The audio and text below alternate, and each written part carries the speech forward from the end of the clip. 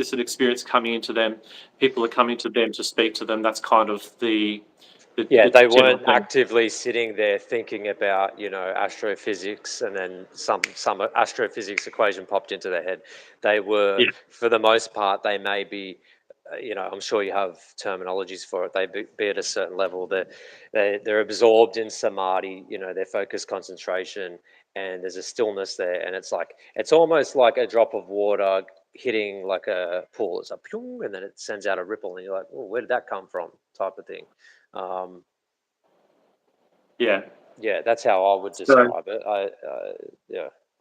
so there's that happening, but also what's changed over the last, I say, 3 months in particular, is that the time is changing. There seems to be a compression of time that's occurring for all of us in meditation, where we would used to go for about 2 to 3 hours for a normal meditation set, and they're lasting about only 2 hours now, and then it's usually only for the second half where we're in a deep meditation.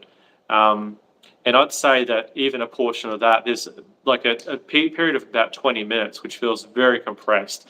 And people are reporting, this seems like hours and hours and hours have passed. So in a fairly short period of time, so 20 minutes to, maybe an hour, like a huge amount of experience is happening.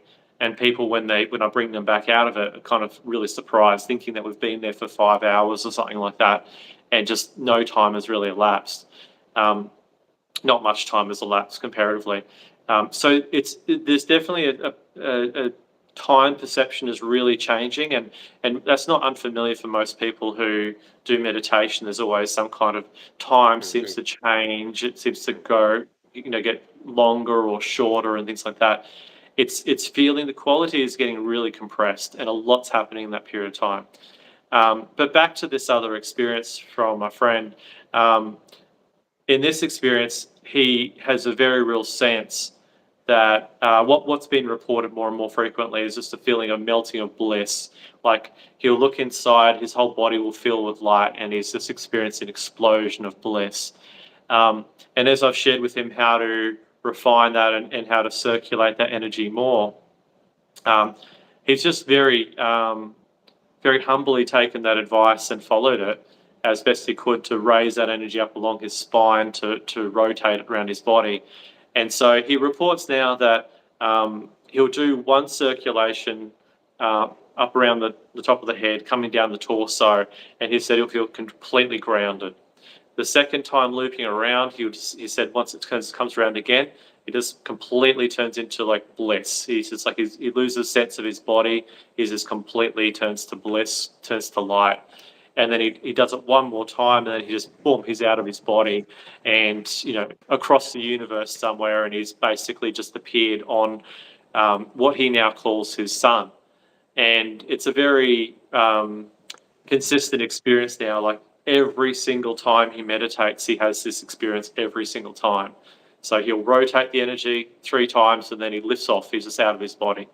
Is rotating that energy, because you said that he had this, he sensed this energy, this light in the body, and then Yeah. so this rotating it up the spine, this is a specific Taoist way of channeling the energy. Is that right? Yeah. So instead of just, saying Kundalini or Kriya Yoga or other techniques, it might be just up and down what they call the Sushumna channel, just the central channel up. Is the general idea of what they're looking to do.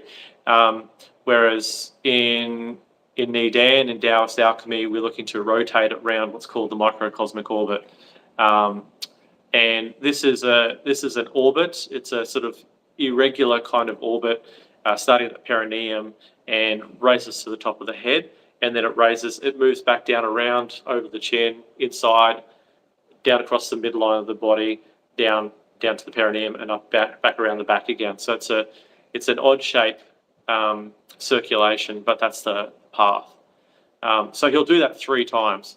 Now, interestingly, like if you just try that on your own, nothing's going to happen. And that's basically. And how would you do that? What would be maybe the basics of doing that?